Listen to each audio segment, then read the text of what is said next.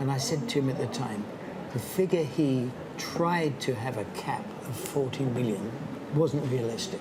Bernie Ecclestone ran Formula One's commercial machinery for nearly 40 years, close enough to negotiate with almost every driver on this list. Unlike most insiders, he never dodged the greatest of all time question with vague diplomacy. He named names, ranked them, and defended his reasoning across years of interviews, even as his answer kept shifting depending on who he watched most recently. Juan Manuel Fangio. Bernie Ecclestone has been asked to name the greatest Formula One driver of all time, more times than almost anyone else connected to the sport. And unlike most people who dodge the question with a diplomatic list of 5 or 6 equally qualified names, he has usually just answered it. In one particularly detailed interview with the Daily Mail, asked directly who stood at the top. And what does your number one driver, John Watson, think of that? Well, he loves it. He's a very good cook, actually. Ecclestone worked through his own reasoning out loud, settling eventually on a top 4.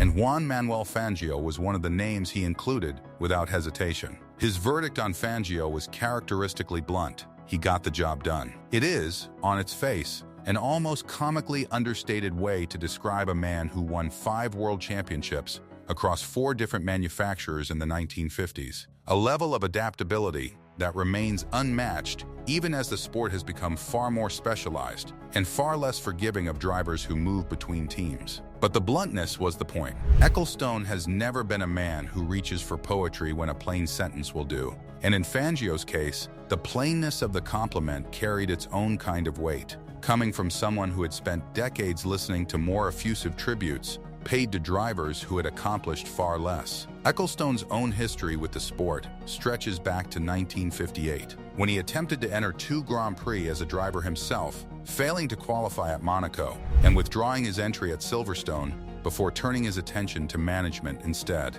That timing placed him on the periphery of the sport during the tail end of Fangio's career, close enough to have witnessed firsthand the reputation Fangio carried into his final seasons. Before Ecclestone himself became one of the most powerful men in Formula One as the long-serving head of the sport's commercial operations from 1978 until 2017. What separated Fangio from the other champions Ecclestone would go on to watch across nearly 6 decades in the sport wasn't simply the championship count, though 5 titles remained a standard nobody else matched until Michael Schumacher arrived decades later. It was the win rate, close to 46% of every Grand Prix he entered, a mark that still stands as the highest in the sport's history, and one that Ecclestone, a man who has spent a career thinking in terms of numbers, contracts, and bottom lines, would have found difficult to argue against no matter how much the sport itself changed around it. Ecclestone's willingness to put Fangio in his top 4, alongside Alain Prost,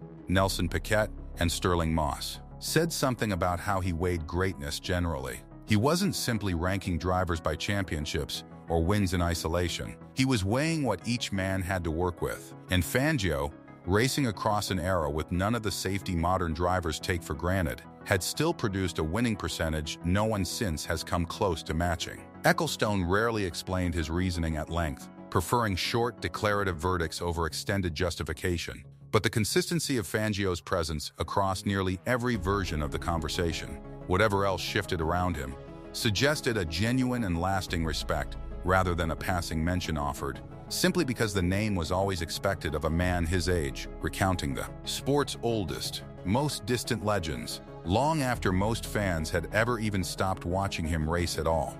Stirling Moss. He thought should happen. Didn't say what was going to happen. He said that's what he thought should happen. Stirling Moss never won a Formula One World Championship, finishing runner-up 4 times across a career that overlapped almost entirely with Fangio's own. And yet Bernie Ecclestone placed him in the same top 4 company without hesitation, alongside Prost, Piquet, and Fangio himself when asked directly who belonged at the summit of the sport's history. It was, on paper, a strange inclusion, a driver being ranked among the very best of all time despite never once claiming the one title the sport actually hands out. For Ecclestone, that gap between talent and championship count was never the disqualifying factor other observers sometimes treated it as. Moss's reputation had always rested on something other than titles. He raced across virtually every discipline available to him in the 1950s and early 1960s. Sports cars, rallying, Formula One itself, accumulating well over 200 wins across more than 500 career starts, a level of versatility that few drivers before or since have matched. Enzo Ferrari himself once called Moss the greatest driver in the world, and Fangio, the very man Ecclestone placed alongside him in that same top four, rated Moss as the best of his own era. A remarkable endorsement given that Fangio held 5 world championships to Moss's 0. Ecclestone's own history with Moss stretched back decades, long before Ecclestone became the commercial power behind the sport, to an era when both men moved in the same overlapping circles of British motor racing in its earliest, roughest years. That proximity gave Ecclestone a vantage point most modern commentators simply don't have when assessing drivers from that period, a first-hand sense of what made Moss's driving so admired by his contemporaries, even as the championship kept eluding him, season after season, often by circumstances beyond his own control. What Ecclestone's ranking implicitly argued was that greatness in the cockpit and success in the standings, while usually correlated, were not the same measurement, and that a driver could embody one without ever fully claiming the other. Moss's career ended prematurely at Goodwood in 1962, a near-fatal crash that left him in a coma for weeks and effectively closed out his top-level competitive career at just 32. Ecclestone, having watched the sport evolve across the following 6 decades, never treated that abrupt ending as diminishing what Moss had already proven behind the wheel. By the time Ecclestone gave that particular interview, decades had passed since Moss had last turned a competitive lap. That Moss still made the cut said as much about Ecclestone's own standard as it did about Moss himself. It was, in the end, a quietly generous piece of testimony from a man not typically known for sentiment, one champion maker's own private tribute to the driver who never got to make himself one, offered decades after anyone would have thought to ask, and offered anyway without hesitation. When finally asked directly who truly belonged among the very greatest ever to sit behind the wheel of a Formula One car across the sport's entire, sprawling 70-year history, spanning eras that Ecclestone himself had personally shaped, tightly controlled, and hugely profited from the very earliest start to the very latest finish. Nelson Piquet. When Bernie Ecclestone worked through his own ranking of the greatest drivers he had ever watched, Nelson Piquet's name arrived with a specific, deliberately qualified compliment attached. Piquet, Ecclestone said, did well in a car that was okay, a phrase that sounds almost dismissive out of context, but carried real weight, coming from a man who had spent decades watching exactly how much a driver's equipment shaped the outcome of any given season. For Ecclestone, the point wasn't that Piquet's machinery was poor, it was that it was merely adequate, and Piquet had still turned adequate into 3 world championships. Piquet's career overlapped directly with Ecclestone's own rise to power inside the sport. Ecclestone bought the Brabham team in 1972, in 1981, and 1983. Giving Ecclestone a vantage point far closer than the one he had for drivers of earlier eras, like Fangio or Moss. He wasn't simply assessing Piquet's career from a distance, through old footage and second-hand reputation. He had signed his checks, sat in his meetings,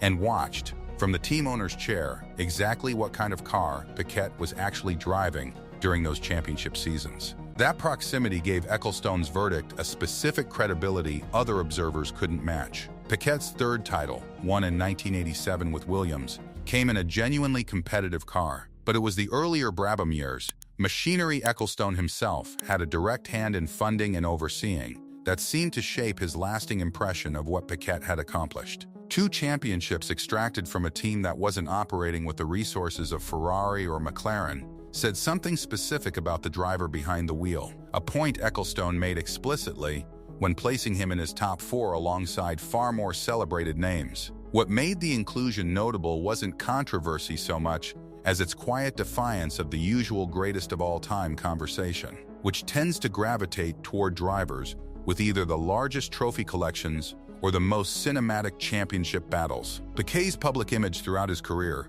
was shaped as much by his blunt, occasionally combative personality and his complicated rivalry with Nigel Mansell as it was by pure reverence for his driving. Ecclestone, who had dealt directly with Piquet's personality across those Brabham years, chose to rank the driving on its own terms anyway. There was also a generational logic at work. Fangio and Moss represented an era Ecclestone had witnessed from the margins. Piquet represented the era in which Ecclestone had become genuinely powerful within the sport. It was, in its own understated way, the most personal of Ecclestone's four rankings, built not from admiration observed at a distance the way Fangio's and Moss's had been, but from an actual working relationship, checks signed and meetings sat through. That gave him a direct, first-hand measure of exactly what Piquet had managed to accomplish with the equipment actually available to him. Season after season, year after year, back when Ecclestone was still personally signing the whole team's own weekly paychecks himself, long before either man ever knew how the sport would later change. Lewis Hamilton. When Bernie Ecclestone was asked in that same Daily Mail interview where Lewis Hamilton stood among the greatest drivers of all time, he placed him firmly in the top 5, but attached a qualification he rarely offered about the other names on his list. Hamilton, Ecclestone said, is helped a lot by his equipment, including his car. It was a strikingly different form of praise than the one he'd given Piquet just moments earlier, where the compliment had specifically hinged on Piquet succeeding despite equipment that was merely adequate. For Hamilton, Ecclestone's admiration came wrapped in a caveat about circumstance that he applied to almost no one else in that same conversation. The caveat wasn't dismissive so much as precise, reflecting the specific era Ecclestone had watched Hamilton's career unfold in, one dominated for years by a Mercedes operation that had built one of the most technically superior packages the sport had ever produced. Ecclestone had, by that point, already stepped away from his decades-long role running the sport's commercial operations, having been replaced by Chase Carey in 2017,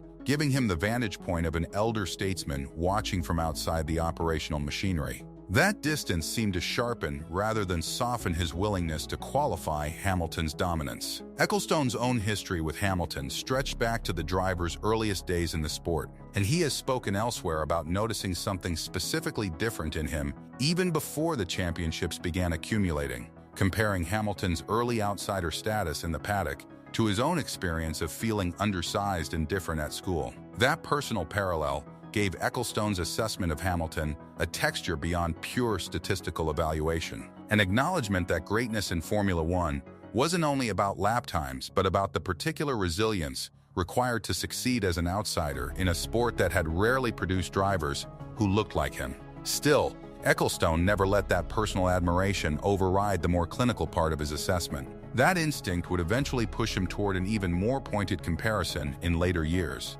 when he began naming Max Verstappen the best driver ever without qualification, often citing Verstappen's ability to win in circumstances Ecclestone considered less favorable than the ones Hamilton had enjoyed at Mercedes. Whether that later verdict fully displaced Hamilton from Ecclestone's personal hierarchy or simply added a new name above him remained characteristically unresolved. It was a rare thing, coming from a man who ran the sport's commercial machinery for nearly 40 entire years, to hear him hold two seemingly contradictory positions at once. Genuine admiration for the driver himself, alongside real skepticism about how much credit the car actually deserved, and refused to resolve the tension between them into a single tidy verdict either way, leaving Hamilton's exact place in his own personal hierarchy permanently, deliberately unsettled, still very much open to argument. Exactly the way Ecclestone always seemed to genuinely prefer things to remain, decade after decade, year after year, interview after interview, and question after question. Alain Prost. Ask Bernie Ecclestone who the single greatest Formula One driver of all time is, and across multiple interviews spanning several years, his answer has stayed remarkably consistent in a way none of his other rankings ever quite did. "It's hard to say," he told one interviewer, "but if I have to choose over the years, I'd probably say Prost." It was a deliberate, considered answer, and unlike his shifting verdicts on Hamilton or his later embrace of Verstappen, Ecclestone's case for Alain Prost came with specific, repeated reasoning that he returned to almost word for word whenever the question came up again. The reasoning centered on something Ecclestone considered decisive: circumstance. Prost, he argued, never got a lot of support from the team, and didn't get much help from the pit wall either.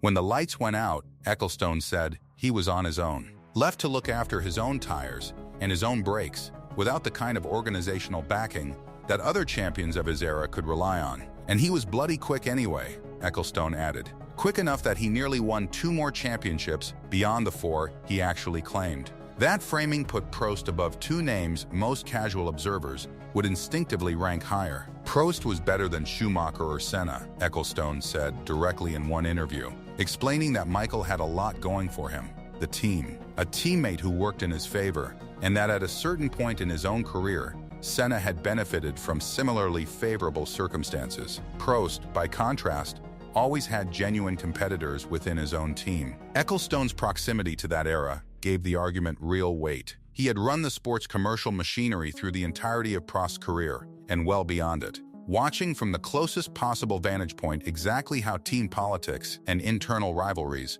shaped a driver's championship chances in ways that rarely showed up in the final standings. The consistency of the answer across years is itself notable, given how much Ecclestone's other rankings moved with whatever era he happened to be discussing. He named Piquet, Moss, and Fangio in one top 4, later placed Hamilton in a qualified top 5, and eventually declared Verstappen the best ever. But Prost held his position across nearly every version of that conversation. It is a distinctly Ecclestone kind of verdict, less interested in spectacle than in the cold arithmetic of who actually had the harder job, and delivered with the same blunt confidence he brought to every other ranking he ever offered across a lifetime spent watching the sport from the very closest possible seat in the house, negotiating the contracts, signing the checks, and sitting personally across the table from nearly every single driver ever named on this entire list at some point during his long, controversial, and enormously consequential 5 decades spent personally running the actual business of Formula One itself, from its earliest start all the way to its very last finish. 5 names, ranked by circumstance more than trophies: Fangio's ratio, Moss's lost decade, Piquet's adequate car, Hamilton's caveated dominance, and Prost, the verdict Ecclestone never revised. He judged drivers by what they had to overcome, not by what they won.